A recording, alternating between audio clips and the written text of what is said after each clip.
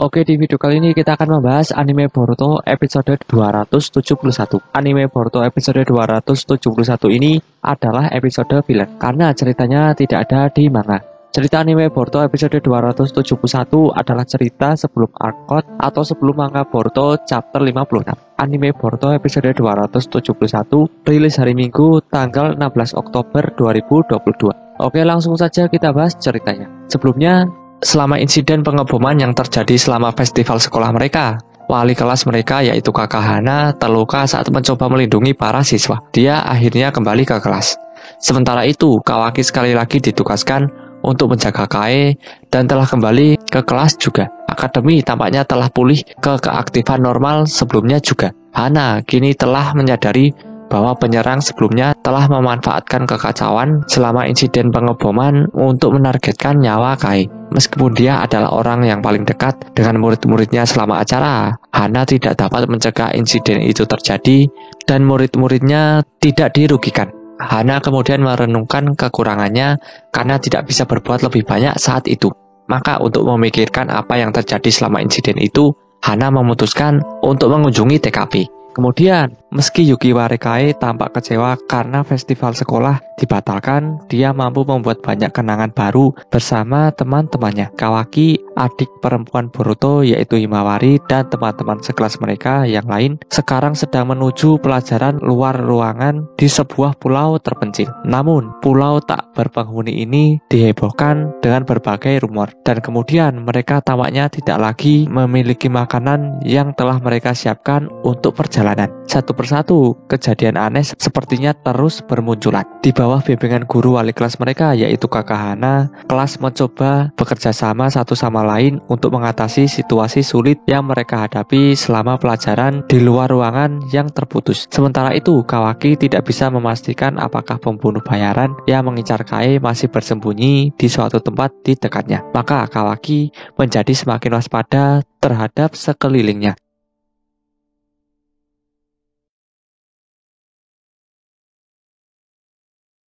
Manga Boruto chapter 56 dibuka dengan diperlihatkan patung Hokage dan Boruto yang sedang menghadiri wawancara di stasiun TV. Seorang MC mengatakan kepada Boruto untuk tidak terlalu rendah diri. Berkat kecerdikan Boruto yang meminimalisir kerusakan, Boruto telah menyelamatkan desa. Boruto menjelaskan kepada MC tadi kalau dirinya sebenarnya sebagian besar cuma pingsan. MC ini kemudian mempertanyakan mengenai jutsu yang menjatuhkan dan menelan Otsutsuki itu. Boruto kesulitan untuk menjawab pertanyaan MC ini, dan Boruto berharap ini segera selesai. Kemudian beralih ke tempat perawatan Kawaki. Di sini Amado mempertanyakan kepada Kawaki mengenai masalah dengan lengan barunya selama seminggu ini. Kawaki menjawab tidak ada, dan tangan ini seperti tangan yang dulu. Katasuke sangat heran dengan tangan Kawaki yang kembali seperti semula dengan cepat dan tanpa tanda penolakan. Amado menjelaskan karena itu dibuat dari sel asli miliknya sendiri. Itu cuma salah satu suku cadang yang kubuat sebelum aku datang ke sini. Ini tak akan bisa jika hanya manusia biasa dan seluruh tubuhnya bukan alat sains ninja. Sambil memegang jarum suntik, Sumire mengatakan kepada Kawaki, "Maaf, Kawaki, ini akan sedikit sakit." Kawaki menjawab, "Kau tahu sendiri, aku bukan bocah cengeng. Kau tak perlu terus mengatakan apapun. Lakukan saja yang harus kau lakukan." Sumire lalu meminta maaf. Amado kemudian mengatakan, "Hentikan sikapmu itu, Kawaki. Tunjukkanlah terima kasih kepada perawatmu." Sumire itu berdirian dan belajar dengan cepat. "Aku akan dalam kesulitan kalau kau mengusirnya." Kawaki membalas perkataan Amado bahwa, "Bagaimana dengan sikapmu, Amado? Sok memerintah dan memiliki asisten. Bukankah Sumire itu staf dari Katasuke? Kenapa dia bersamamu?" Katasuke mengatakan, "Terima kasih, Kawaki, tapi Sumire sendiri yang menginginkan ini. Kami sama sekali tak tahu apapun soal mengobati tubuhmu. Akan sangat membantu memiliki anggota tambahan di tim pengobatanmu."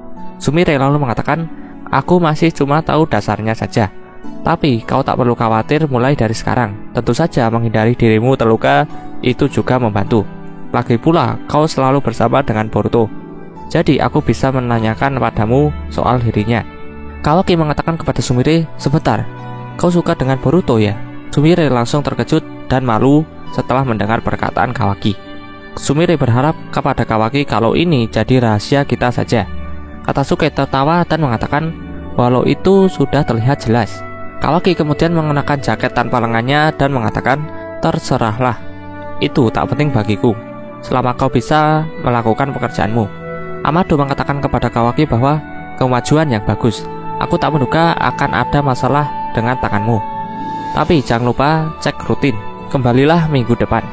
Kawaki mengatakan, "Ya, boleh aku pergi sekarang?" Saat Kawaki berjalan keluar, Amado memanggil Kawaki. Kawaki berhenti dan akan mendengarkan perkataan Amado. Namun Amado mengatakan, "Tak apa, kita lakukan lain kali saja."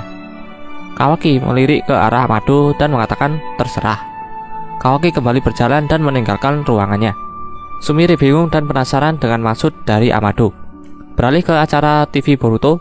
Di sini MC mengatakan, "Sayangnya sepertinya waktu kita habis.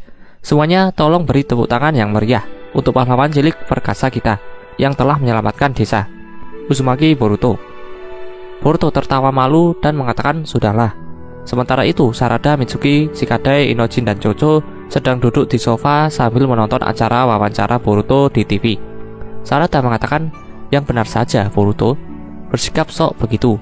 Shikadai mengatakan, "Sudahlah, Sarada. Dia memasang taman berani, tapi dialah yang paling depresi di antara kita." Sarada lalu mengatakan, mereka merahasiakan soal karma dan dirinya yang mengamuk untuk menghindari kepanikan massal. Dan dia tak bisa pergi dalam misi karena itu terlalu berbahaya. Shikadai mengatakan, dia diam-diam terus diawasi selama 24 jam. Menurutku itu adalah tekanan yang berat. Sarada mengatakan, "Ya, tapi aturan tak ada misi itu juga berlaku untuk kita. Kita tak punya tim 3 orang tanpanya. Jadi tim 7 berada dalam hiatus sampai waktu tak ditentukan." Shikadai mengatakan, "Ya, itu adalah keputusan ayahku. Apakah perlakuan pahlawan ini dan mengarahkannya di media adalah cara ayahku untuk mencoba menghiburnya? Tapi ini sungguh aneh." Chocho mengatakan, "Bagaimana? Kenapa? Tak perlu harus mengambil misi dan bisa masuk TV, itu keren." Inojin lalu mengatakan, "Oh, biasanya kau berkata begitu di situasi ini. Ini sebabnya kau gendut." Chocho kemudian memegang pipi Inojin dan mengatakan, "Apa? Memang apa hubungannya berat badanku dengan itu?" Sarada mengatakan, "Jangan salah sangka. Aku tak menyalahkan Boruto, tapi ini cuma terlalu sulit untuk dipahami begitu saja. Apa yang akan terjadi selanjutnya?" Mitsuki mengatakan, "Ya, setidaknya soal karma Boruto, mereka tak bisa hanya diam saja dan tak melakukan apa-apa. Mereka pasti harus lebih proaktif. Mungkin Tuan Shikamaru punya suatu ide." Shikadai mengatakan, "Kuharap iya." Kemudian beralih ke patung Hokage. Boruto sedang melamun di atas patung Hokage ke-7. Boruto melihat ke bawah, dan di bawah ada 2 anak perempuan penggemar Boruto. Boruto melambai ke arah mereka. Boruto pun melihat segel karma yang ada di telapak tangan kanannya. Kemudian Boruto langsung menurunkan tangannya. Boruto bermaksud menyembunyikan segel ini terhadap orang-orang. Setelah itu, Kawaki datang di sudut lain patung Hokage ke-7. Kawaki mengatakan kepada Boruto bahwa menjadi selebriti merepotkan, bukan? Boruto mengatakan kepada Kawaki, "Apa? Pergilah jika kau mau mengolok-olokku." Kawaki lalu duduk dan mengatakan, "Aku terkejut. Aku kira kau lebih murung."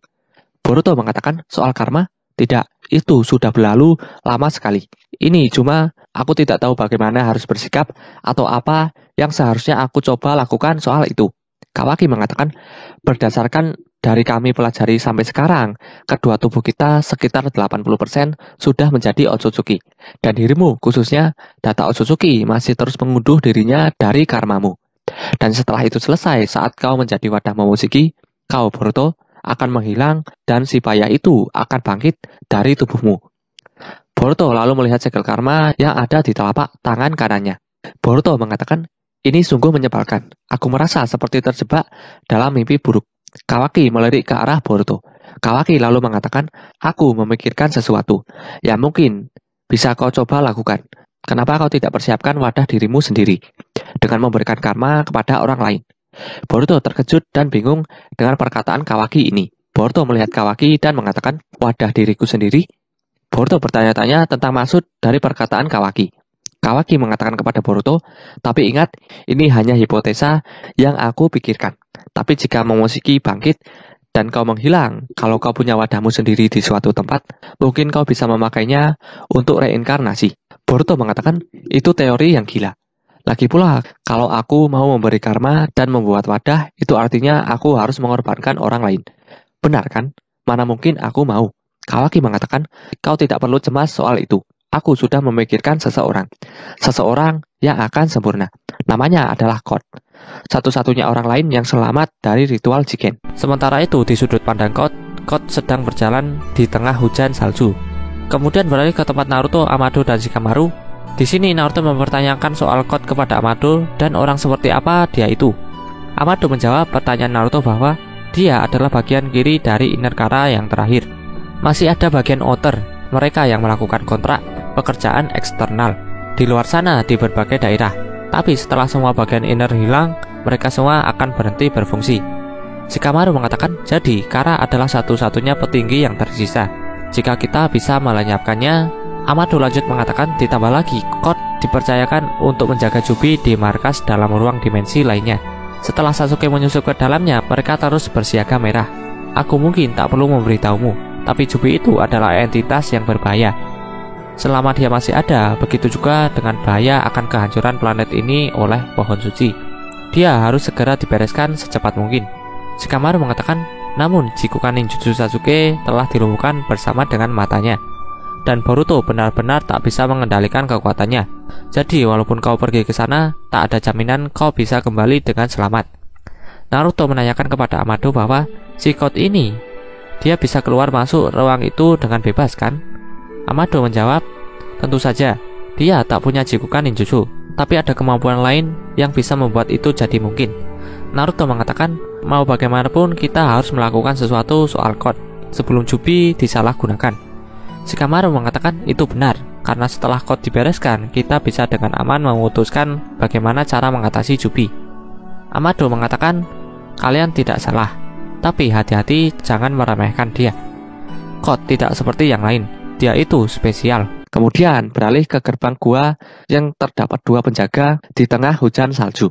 Penjaga ini salah satunya berjenggot dan memakai kacamata. Dia melihat Code yang sedang mendekat ke arahnya. Code sedang berjalan dan merasa kedinginan. Setelah melihat Code, penjaga pintu gerbang menanyakan kepada Code, siapa kau? Apa kau tahu tempat ini tempat apa? Code menjawab, ini adalah fasilitas pengikut Boro bukan? Aku adalah kenalannya. Bisa tolong kalian biarkan aku masuk. Penjaga gerbang mengatakan, maaf, tapi Tuan Boro tidak ada di sini. Jadi pulang saja sana. Code mengatakan, bodoh. Mau bagaimana lagi? Kau pasti bodoh jika mau menjadi penjaga gerbang di tempat terpencil dingin ini. Code mengatakan hal itu sambil jari-jari tangan Code membentuk cakar. Penjaga gerbang berjenggot sangat kesal dan mengatakan kepada Code, berhenti. Ini peringatan terakhir. Code lalu mengatakan, ya sebelum kalian mati. Beralih ke Boruto dan Kawaki di atas patung Hokage ke-7. Di sini Boruto menanyakan kepada Kawaki mengenai maksud dari ritual Jigen. Kawaki menjawab pertanyaan Boruto bahwa, ingat apa yang aku katakan padamu soal saat aku pertama dibawa Kara. Itu adalah ritual untuk menyeleksi kandidat wadah Otsutsuki. Banyak anak yang diberi karma, dan mereka yang tidak cocok akan kejang-kejang dan mati. Hanya ada 2 dari kami yang tersisa saat sampai di giliranku. Aku berhasil selamat saat Jigen memberiku karma. Ternyata aku cocok, seperti yang aku katakan. Setelah itu, aku pingsan dan dipindahkan ke tempat lain.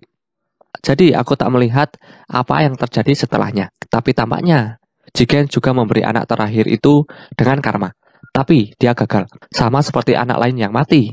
Tubuhnya mulai gemetar dan kejang-kejang. Dia tidak bisa menjadi wadah. Namun entah kenapa dia tidak mati. Dia selamat. Sama sepertiku, dia cocok dengan karma.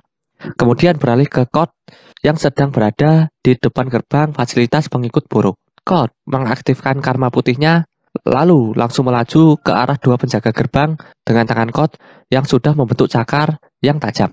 Kedua penjaga gerbang pun bersiap menyerang. Tangan mereka ternyata adalah senjata Sains Ninja, mirip dengan Garo. Kedua penjaga ini menembaki Code dengan senjata ilmiah ninja yang ada pada tangannya. Code kemudian menggunakan jutsu istimewanya. Jutsu Code mengeluarkan benda semacam sabuk hitam dan mengarah ke bawah penjaga gerbang. Code berhasil selamat dari serangan tembakan penjaga gerbang. Penjaga gerbang terkejut dengan Code yang tiba-tiba menghilang. Mereka juga kebingungan dengan sabuk hitam yang ada di bawahnya. Kemudian Code muncul dari sabuk hitam itu dan berada di belakang penjaga gerbang berjenggot.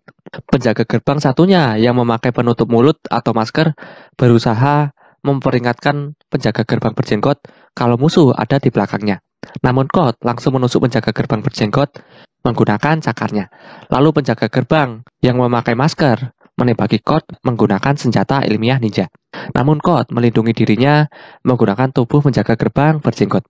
Kemudian Kot melilitkan sabu hitam ke penjaga gerbang bermasker. Penjaga gerbang ini terkejut dengan sabu hitam yang tiba-tiba melilit tubuhnya. Sabu hitam yang melilit penjaga gerbang bermasker lalu memunculkan cakar. Cakar ini adalah cakar dari tangan Kot. Kot memasukkan jari tangan cakarnya ke dalam sabu hitam di bawahnya. Kemudian cakar Kot muncul di sabu hitam yang melilit penjaga gerbang bermasker. Penjaga gerbang ini kesakitan karena ini seperti ditusuk secara langsung oleh cakar Kot. Sabu hitam Kot terhubung dalam satu dimensi. Kot lalu mengatakan, "Kalian sudah bekerja dengan keras. Sekarang istirahatlah." Penjaga gerbang bermasker menyuruh Kot untuk menghentikan tindakannya. Namun Kot tidak memperdulikannya. Kot kemudian memasukkan tangan cakarnya lebih dalam. Penjaga gerbang bermasker merasa sangat kesakitan dan memuntahkan darah karena tusukan Kot yang semakin dalam. Dia lalu tergeletak. Kot mengatakan, "Sedikit olahraga membuat badanku jadi hangat." Kot lalu berjalan menuju pintu gerbang dan mengatakan, "Tapi masih sangat dingin. Ayo kita masuk." Kot mengatakan kita, namun para penjaga sepertinya sudah mati karena tusukan dari Kot yang fatal. Beralih ke tempat Naruto, Shikamaru, dan Amado. Di sini Shikamaru mengatakan dia tak bisa dipakai sebagai wadah, tapi karmanya tidak hilang. Apakah itu bisa? Amado menjawab pertanyaan Shikamaru bahwa itu memang kasus laka, tapi itulah kenyataannya. Dia selamat, dan akibatnya tubuhnya masih memiliki aspek karma sebagai senjata. Naruto mengatakan kita tak tahu apa yang membuat seseorang jadi cocok, jadi apapun bisa terjadi di dalam kasus ini. Amado mengatakan tepat, masih banyak yang tak kita ketahui soal karma dan reaksi yang terjadi di tubuh Kot. Itu cukup luar biasa. Kemampuan tempurnya sendiri bahkan melebihi Jigen. Hampir semua anggota Kara tubuhnya telah dimodifikasi untuk memperkuatnya. Tapi berbeda dengan Kot, dia punya limiter yang dipasang untuk menahan kekuatannya yang sangat besar, untuk menghindari ketumpangan posisi Jigen sebagai ketua. Shikamaru mengatakan intinya dia sengaja melemahkan dirinya demi Jigen. Apa dia tidak waras? Amado mengatakan Kot sangat menurut pada Jigen. Dia memiliki semacam kesetiaan agama pada Otsutsuki, khususnya Ishiki. Dia menyembahnya seperti dewa. Jadi Kot punya kekaguman yang kuat pada Jigen yang telah menjadi Otsutsuki. Dan karena alasan itu, dia menyimpan kecemburuan pada Kawaki yang dipilih sebagai wadah resmi Ishiki. Seperti itulah kuatnya kesetiaan Kot pada Otsutsuki. Sebenarnya ada beberapa di antara cyborg yang telah kubuat yang jauh melampaui kekuatan Jigen, tapi mereka semua dimusnahkan sesuai perintah Jigen. Shikamaru menanyakan kepada Amado bahwa apa kau membuatnya untuk mengalahkan Jigen? Cyborg itu? Amado menjawab, iya benar. Setelah itulah dan juga memperhitungkan berbagai skenario, aku menciptakan Kashinkoji. Tapi lupakan saja. Kesimpulannya, Kot adalah anak spesial yang menghindari permusuhan karena kesetiaannya yang besar. Dia adalah tangan kanan Jigen yang kuat. Jika dia tahu kalau Ishiki telah dikalahkan, dia pasti akan membalas dendam. Naruto mengatakan, kalau begitu aku pasti akan jadi targetnya. Dan kemungkinan terburuk, Boruto pun juga. Amado mengatakan, aku sudah diincar sejak aku mengkhianati Kara. Kawaki juga. Shikamaru menanyakan kepada Amado bahwa bagaimana dengan limiter yang kau pasang pada Kot? Dia tak bisa melepaskannya begitu saja, bukan? Amado menjawab, kau tak perlu khawatir. Hanya aku satu-satunya yang bisa menonaktifkannya. Namun, jika dia menculik dan menyiksaku, kalian akan dalam masalah. Aku bukan seorang profesional seperti kalian berdua. Aku tahu, aku akan menyerah dengan mudah. Shikamaru mengatakan, baiklah, kami akan menjagamu dengan ketat. Naruto lalu mengatakan, baiklah, untuk sekarang, mengatasi Kot akan jadi prioritas nomor 1. Aku ingin membagi info dan intel kita dengan desa yang lain. Shikamaru, tolong buatkan jadwal pertemuan. Saatnya rapat 5 kaki. Beralih ke patung Hokage ke-7, tempat Boruto dan Kawaki berada. Boruto sedang melihat segel karma yang ada di telapak tangan kanannya.